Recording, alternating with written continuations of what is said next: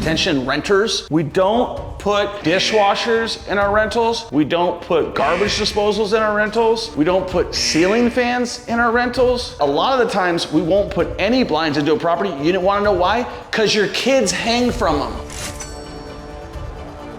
We're finishing up a bunch of jobs. This is one that we got flagged for a bunch of stuff from the city. It's been a long, long job. We currently have the property on the market, so we are completely done. Whew.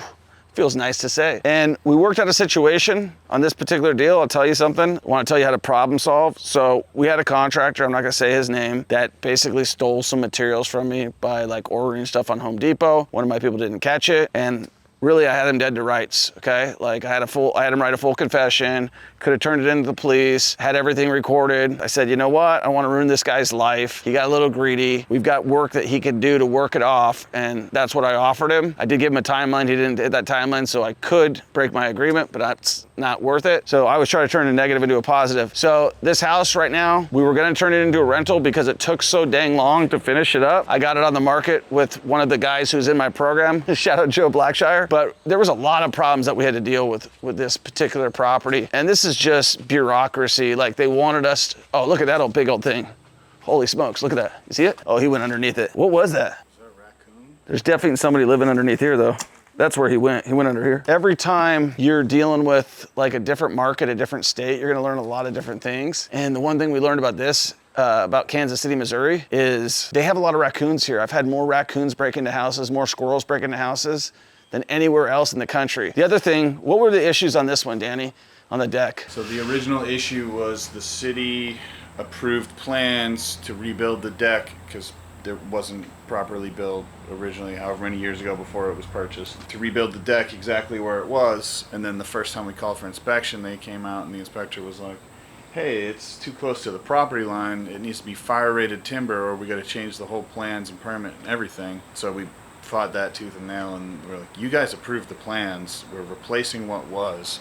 And they finally let it slide. So it's... Yeah, fire code can be a pain in the ass. The city can be a pain in the ass. And listen, if you're investing in Kansas City right now, I can tell you the city council has got their head screwed on incorrectly, and that's because of KC Tenants. And KC Tenants is a nasty organization that is run by somebody who tries to turn the tenants against the landlords. And that's why a lot of people are pulling out of Kansas City. In fact, I had a couple of my students ask me today, like, hey, do you still strongly believe in investing in Kansas City? I was like, not with the current administration. They're trying to rent regulate. They're trying to do anything political, and they don't care about restoring the properties. They got a ton of bureaucracy, and that's not how it happened when I first got out here. That's all been in this last administration. I'm gonna call it out. I'm gonna call it the city council is run by people who are not looking out for the interest. They're looking out for the political stuff. And so what happens is you got bureaucracy on bureaucracy on bureaucracy, and nothing gets done, right? Rather than us dealing with crime,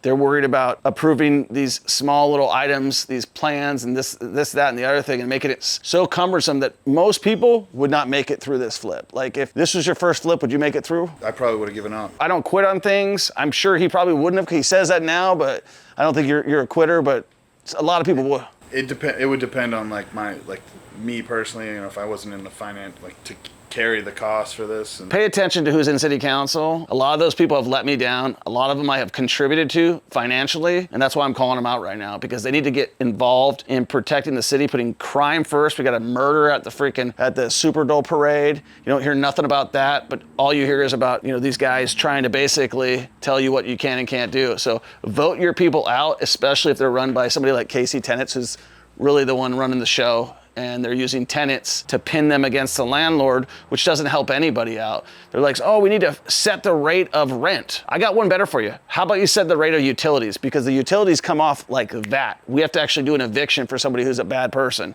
right? Somebody who doesn't pay their rent. What about the water company? What about the utility company? That's where the regulations need to come in. The rent on this property would be $800, right? I had a bunch of the tenants, the worst of the worst tenants. I know they get their information from KC Tenants, which is a terrible, terrible organization. Should be shut down. I hope she hears me. I hope she gets this video. I hope you come on the podcast, because I've invited her multiple times. She don't want to talk to me because she knows I'm going to ask tough questions. She doesn't want to have a conversation with me. When you're dealing with someone like that, you got to fight fire with fire. All right, let's go through the house. I get called a slumlord all the time. This is a house that we are going to put up for rent. I want you to let me know, does this look like slumlord quality stuff?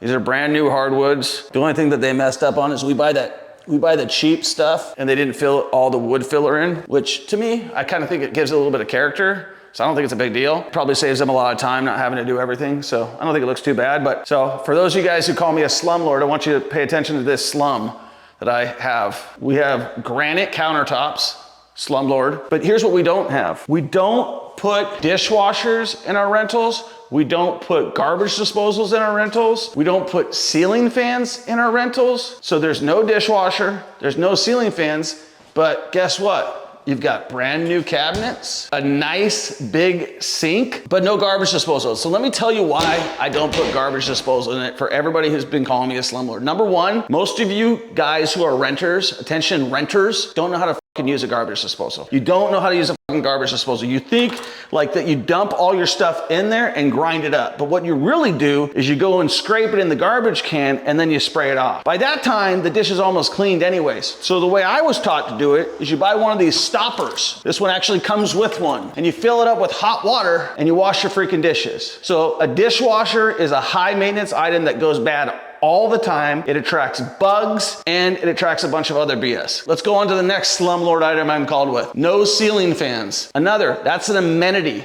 Look at this place. It's got can lighting. It looks clean. If we have to change this can lighting out, it's really simple. We remove this and we're done.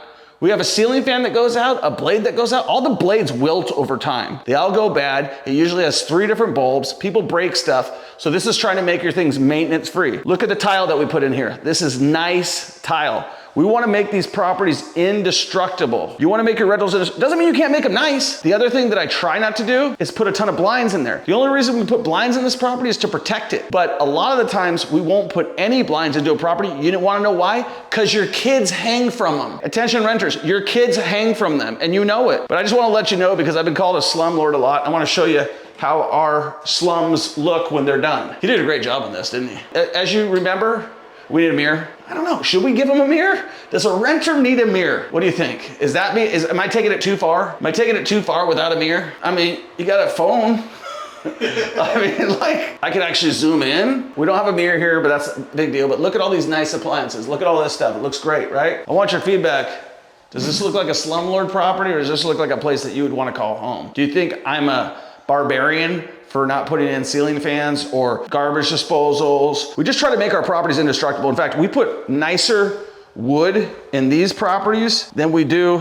And look, that looks great. This has got a new HVAC system. Whoever's getting this property is getting a great deal. And you always want to turn your things to off. Attention realtors, attention contractors. Don't be like my freaking children and set the thing to 70 degrees, leave every freaking door open and then go home. Because you know what? I'm going to take it out of your paycheck. It's just ridiculous, you know? Most people, they come in, they're like, oh, I need it cold in here for 5 minutes. Then they leave and they leave the door open the whole time. We just turn it off. In the winter, we'll set it to like 55 degrees. Another little tip, if you're a landlord and you're coming to check your properties, or you're buying properties, check to make sure that all the windows are secured because people break into houses in the United States. They have no problem breaking into your house if you leave it unsecured. So that's my recommendation. But I'd love to hear your feedback of what you think about this house and what do you think about me being a slumlord and not putting in ceiling fans, garbage disposals, or anything like that. But what the things that we do care about are safety rails. We care about the person who's moving in there's safety. We stain our material so it looks good and it lasts versus like this guy over here who's been working on his as long as I've been working on mine. There's nothing done. He hasn't stained this. This is gonna last for a long time. Always stain. And don't do paint because you're painting, it's gonna be peeling, you're gonna be dealing with it every year. In fact, if you can, and it makes sense, I would say use like MDF, use like a Trex deck. I would never build my own personal deck out of wood. I would always use Trex. It will last forever. I wanna know how much do you think this house will sell for? So I'll just tell you right now, I'm trying to set a record on the price and the record is not a high price. I've got almost $90,000 into this property with the rehab and everything, and I'm just trying to sell it for $130,000 to make a profit. If I don't sell it for a profit, we will move on. Well, we got a few issues to fix here, then we're all good, man, on everything else.